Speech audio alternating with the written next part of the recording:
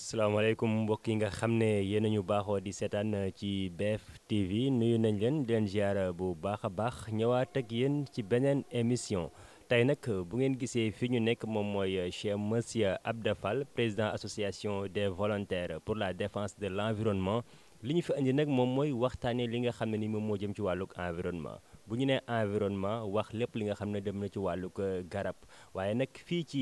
département bu Mbacké rawatina commune bi dañu gis ni que ñu bëree bëri dese woon nañ ko xam wala boog dese woon nañ ko jox gëdd bi nga xam ne ni moom la ñu war a jox garab yi ci noonu ñu ngi ak président bi muy monsieur Abda Fall monsieur Abda Fall maa ngi lay nuyu di la ziar bu baax a baax. jërëjëf sëñ Aliou ñu ngi lay delloo nuyoo naan waaleykum salaam wa rahmatullah di nuyu sëñ Birame Faye ak waa BF TV ak téléspectateurs yi leen di seetaan yëpp di am mbégte si teew bi ngeen teew fii sama kër. tey ñuy waxtaanee environnement yow yaay président volontaire yi nga xam ne ñoo nekkee ci Mbacké ci tënk boo ñu doon tënkal li nga xam ne mooy association bi kañ ngeen ko samp ak ni nga xam ne mu ngi koy doxee. association des volontaires pour la défense de l'environnement di AVDE ñi ngi ko taxawal fii si Mbacké depuis mën naa wax ni 1995 donc mi ngi bëgg a yàgg te ñi ngi ko taxawal à partir de constat maanaam ay taxaw seetlu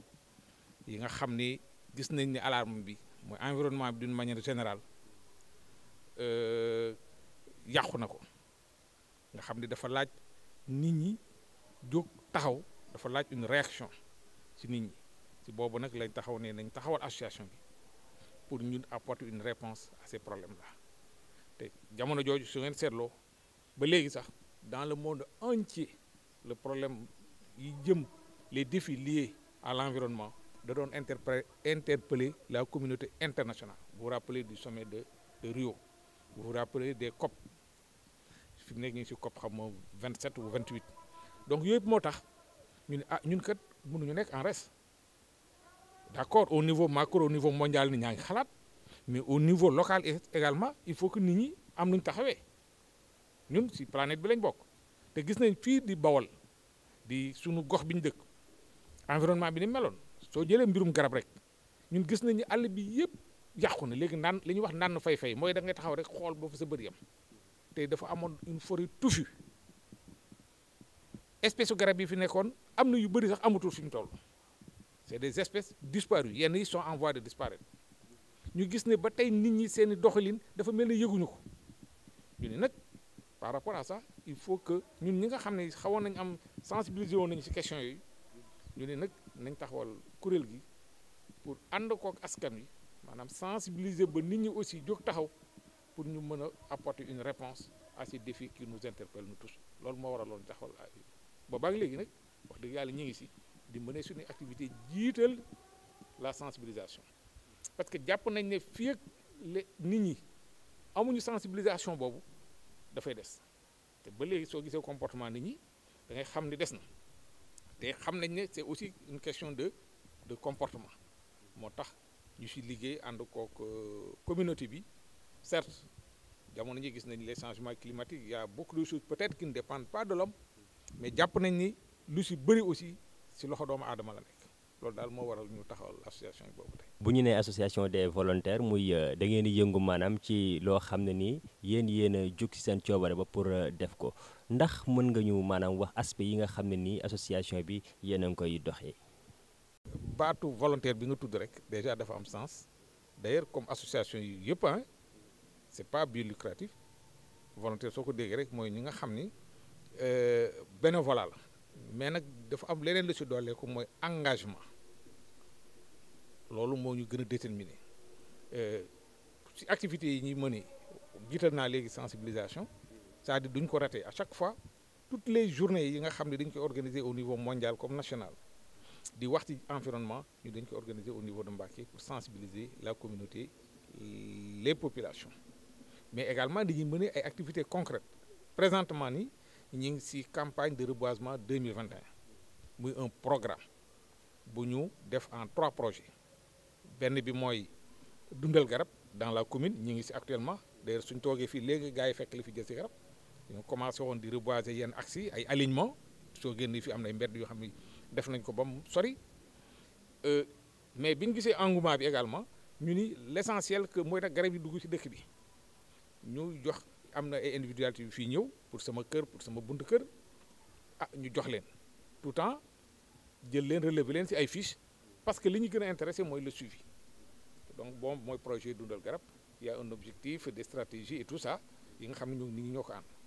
et même des moyens mis à la disposition de ce projet là il y a un autre projet mooy wàllu garab xam nga wax naa la dañuy liggéey ci les espèces en voie de disparition Mbàkke dafa bëri ay sentiers ay kër yu ñuy tabax ay mbedd et cetera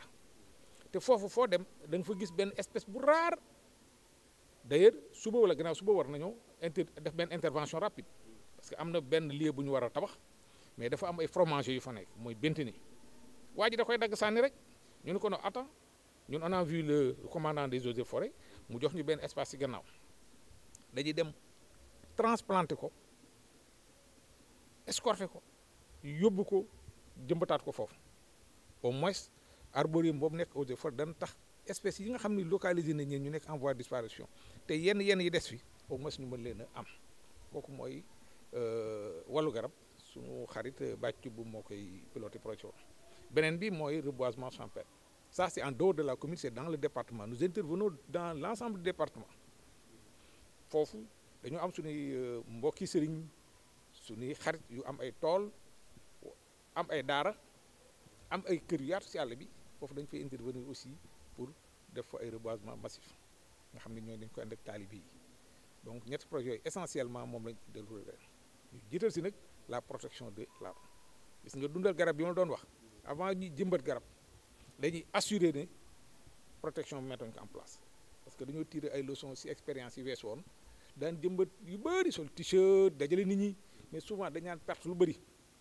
plus de 85 ba jusqu'à 90% dañ ko daan perte mais bi yoon moom amul bruit amul dara déjà li ñu def benn garab bu ñu jëmbat sax protection bi sax moo gën a cher ndax il faut des barres de fer bâtiment yi la ñuy jël plus grillage boo xam ne bii daf koy mat sëkk wardu ko ba mu mat ñu samp ko ba mu dëgër doo ko samp garab yi. ci wàllug protection boobu ngay wax fii est-ce que dana yomb ndax gis nañ booy xool boo ngeen jëmbatee garab yi xale yi fu nekk la ñuy footballé comme niñ koy gisee yenn jur yi bëy yeeg yu ne ci mbedd mi ndax tey protection boobu ak suivi bi war dana yomb pour garab googu mën a màgg bay dund ci nekkin bi fii ci Mbàkke. soo gisee dans nos différentes interventions ñu jël la protection comme dominante sa question bi loolu moo ko waral nee naa la dañ naan perdre espèces yu bëri su ñaan jëmbat mooy xar yi di ko yàq bëy yi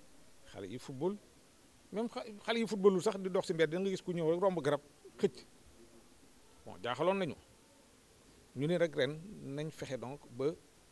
protéger garab yi moo tax ñu investir ci loolu bon certes c'est difficile parce que ça coûte extrêmement cher xam nga fer ak grillage bi mais nag ñu ngi ci def li ñu mën d'ailleurs ñun yi ñu jëmbatal suñu bopp yëpp dañ ko boolee ak grillage ñeneen ñi ñëw aussi loolu la ñuy exiger am na ñuy jël ay xottu saako wala ay kii mais yooyu c'est pas tellement durable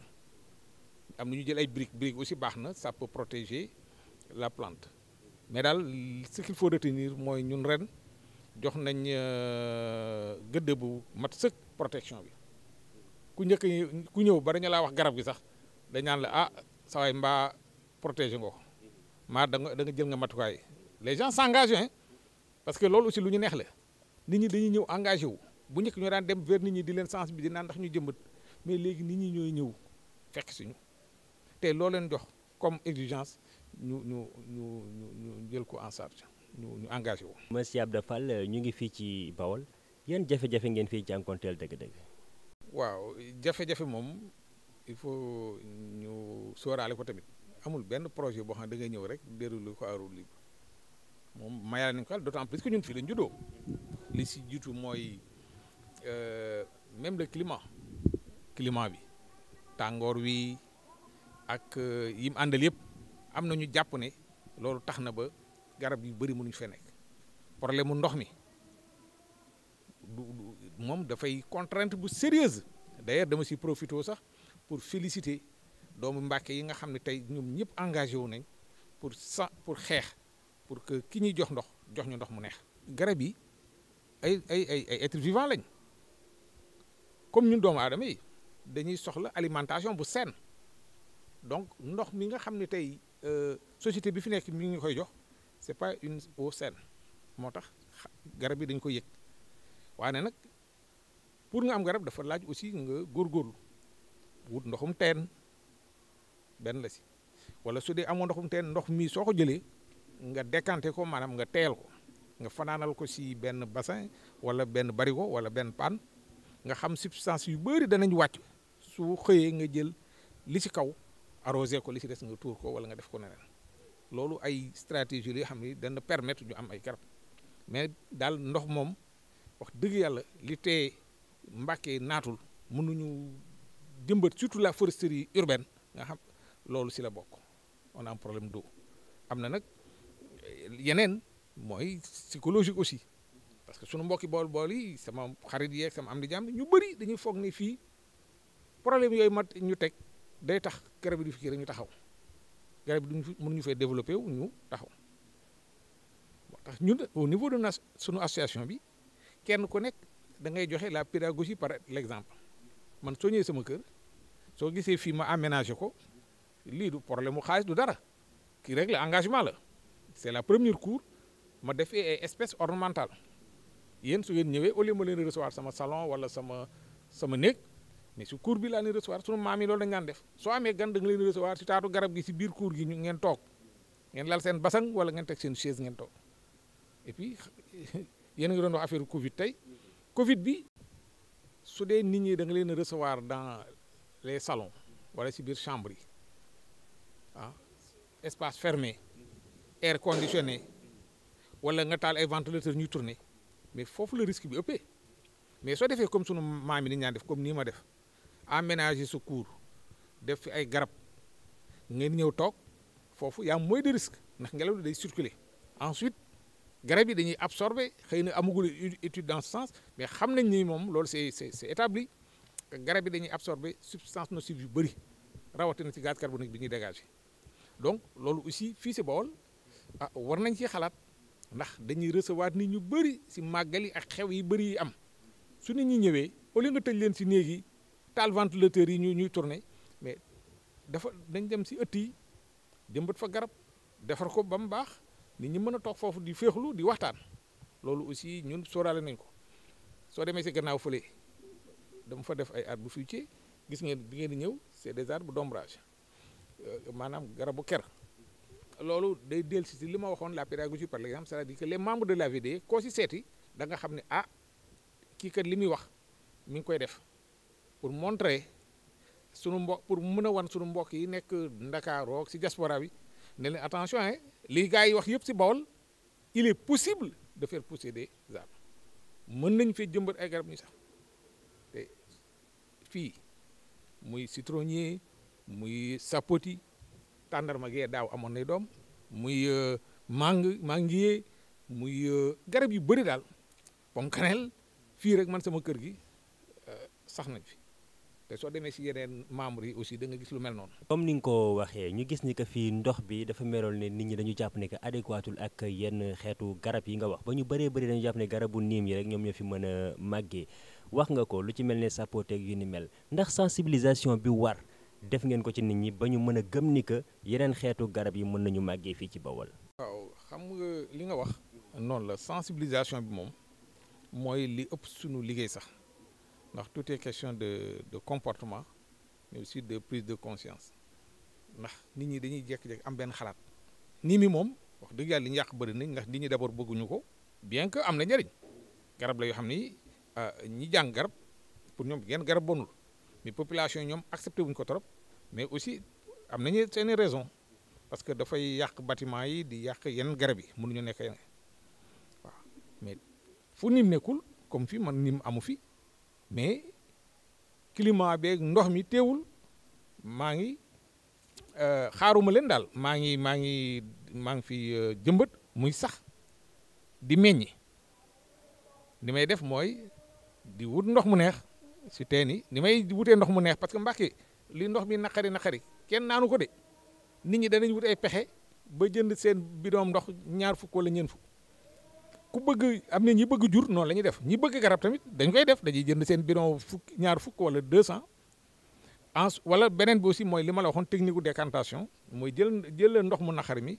bàyyi ko mu teey si benn bërigo nga tonni si kaw roosee ko li si suuf nga sàkkal ko loolu aussi nawet bi aussi nga profité aussi pour denc ndox le maximum possible xëy na dana dem 1 mois 2 mois pour ñenn ñi mais après nga débrouillé wu en tout cas c'est comme ça mais nag ñi ngi rafet njort comme ndox mu neex maa ngi ñëw moom jàpp nañ ni le problème sera résolu nit ñi danañ jëmbat ndax dootuñu amati benn excuse quoi. jërëjëf monsieur Abda Fall ñu ngi lay sant bu baax di la gërëm ci disponibilité bi di leen sant tamit di leen gërëm yéen ñi nga xam ne yéen a ñuy topp ci BF TV tey nag ñu doon waxtaanee lépp lu jëm ci wàllug environnement présentation Seydina Lune àndoon nag Birame Faye ci cadrage beeg réalisation bi di leen jox dig daje beneen yoon ci beneen émission jaa ngeen jëf.